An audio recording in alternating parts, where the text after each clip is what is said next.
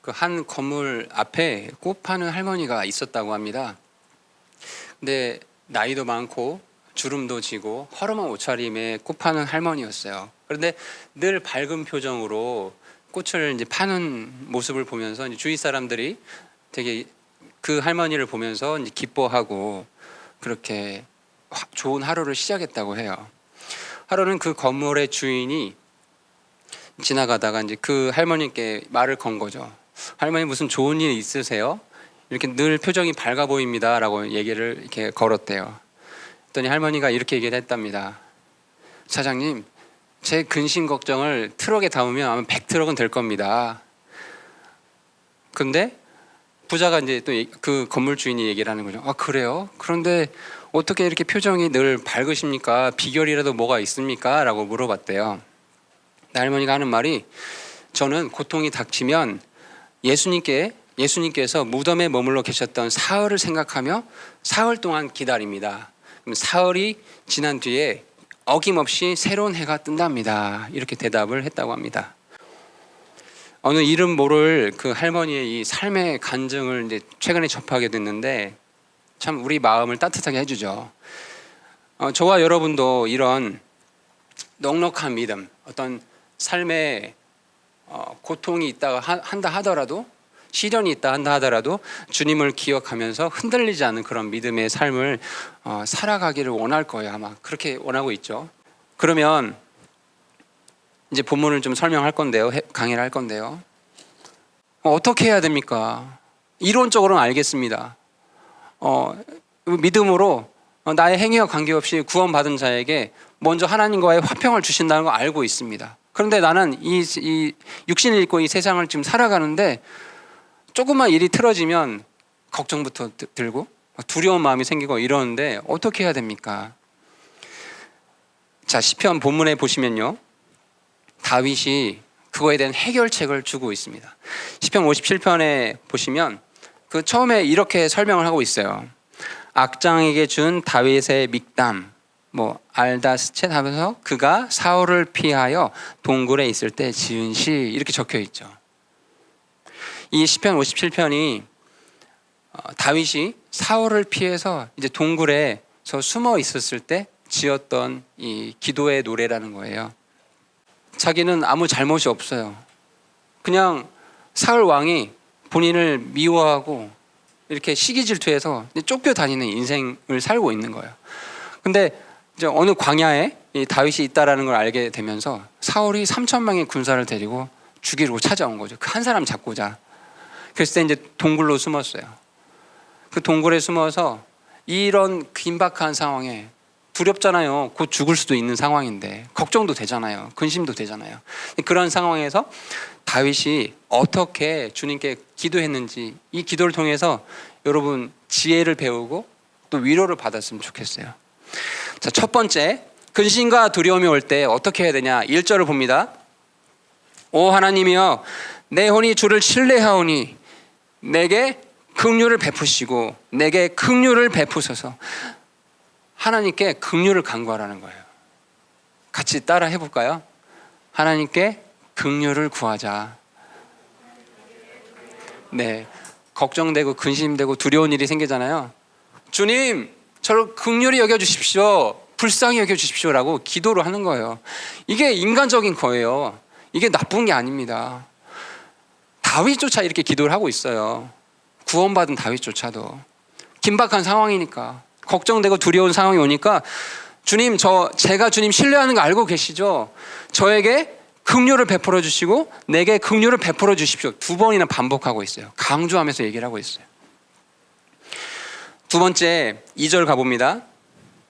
걱정과 근심, 두려움이 올 때 2절에 다윗이 이렇게 고백합니다. 내가 지극히 높으신 하나님께 부르짖으리니 나를 위하여 모든 것을 이루시는 하나님께 부르짖으리로다. 이 모든 일이 나를 위하여 하셨구나. 여러분, 이런 고백이 나올까요? 내가 계획하지 않은 일들이 막 펼쳐져서 너무나 지금 두렵고 걱정되고 어떻게 해야 될지 이런 막 불안한 마음이 있는 상황에서 다윗이 고백하는 거예요. 하나님께서 나를 위하여 이 모든 것을 이루셨구나. 사울이 쫓아오고 3,000명의 군사가 이제 동굴로 쳐들어올 상황이에요. 근데 하나님께서 나를 위하여 이렇게 하셨구나라고 고백을 하고 있어요. 저와 여러분도 이런 고백이 나오면 좋겠습니다. 나를 위하여 하나님께서 모든 것을 하셨다. 갈라디아서 2장 20절에 가보면 구원받은 자들의 삶이 어떤 삶인지를 말씀해 주고 있는데 너무나 유명한 말씀이에요. 갈라디아서 2장 20절입니다. 내가 그리스도와 함께 십자가에 못 박혀 있으나 그럼에도 불구하고 사느라. 그러나 내가 그리스도께서 내 안에 사시느니라. 나는 지금 내가 육체 안에 사는 삶은 나를 사랑하사 나를 위하여 자신을 주신 하나님의 아들의 믿음으로 사노라. 나를 사랑하사 나를 위해 자신을 주신 하나님의 아들의 믿음으로 내가 살고 있다.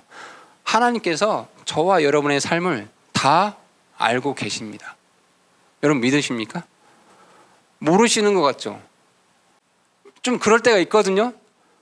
설마 이런 사소한 것까지 하나님께서 나에게 관심을 기울이실까? 뭐 그런 것까지 하나님께서 나에게 관심이 있으실까? 다 알고 계세요. 여러분이 인정하지 않을 뿐이지 다 알고 계신다라는 거예요. 저와 여러분을 위해서 모든 것을 이루시는 하나님이라는 걸 기억하고 그렇게 고백을 드려야 돼요. 다시 본문 가보세요.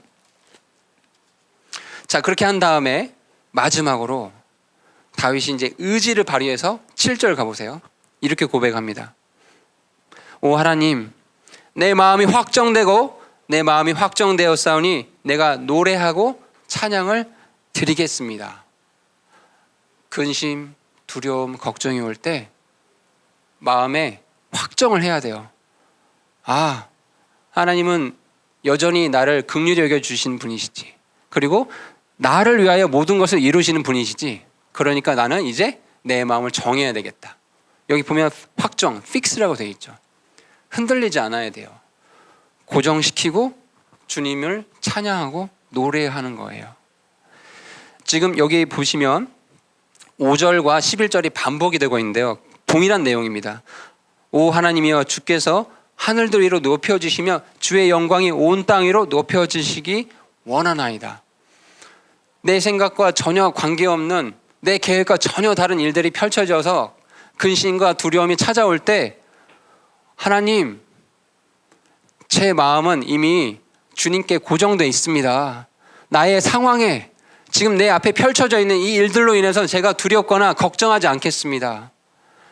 주님을 오히려 찬양드리겠습니다. 이 모든 일을 통해서 주님께서 영광 받으시길 원합니다라고 고백을 해보세요. 그러면 하나님께서 정말 놀랍게 다윗이 이 고백을 하고 나서 여러분 이제 이 관련된 말씀을 사무엘기 상하에서 읽어보시면 다윗이 아주 담대하게 사울을 대하는 모습이 그 동굴 속에서 나오거든요. 마찬가지예요. 다윗에게 역사하신 하나님께서 지금도 동일하게 역사하고 계세요. 여러분 마음속에 뭔가 두렵거나 걱정되거나 하는 일들이 분명히 없다면 다행인데 조금이라도 있다고 한다면은 이 세 가지를 한번 기억해 보시면 좋겠어요. 뭐라고요? 첫 번째, 주님, 저는 여전히 주님을 신뢰합니다. 그런데 이 상황이 너무나 힘드니 주님 저를 긍휼히 여겨 주십시오. 이렇게 기도를 하는 거예요. 두 번째, 주님, 이 모든 일이 나를 위해서 하나님께서 하신 걸 믿습니다. 이렇게 고백을 하는 거예요. 그리고 나서 마지막으로, 그러니 저는 이제 제 마음이 주님께 확정이 되어 있습니다. 흔들리지 않겠습니다. 걱정하거나 두려워하지 않겠습니다. 이 모든 일을 통해서 주님께서 영광 받으시고 높여지시길 원합니다라고 이렇게 고백을 한다면은 걱정과 두려움이 찾아올 때 그것이 오히려 바뀌어서 평안으로 여러분의 간증으로 될 줄 믿습니다. 참 이 크리스찬들의 삶이 녹록지는 않은 것 같아요. 잠시도 모든 문제가 없는 상태를 하나님께서 허락하시지는 않는 것 같아요.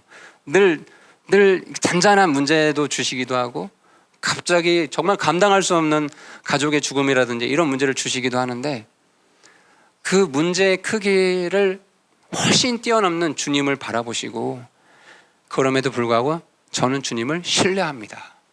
주님 저를 긍휼히 여겨 주십시오.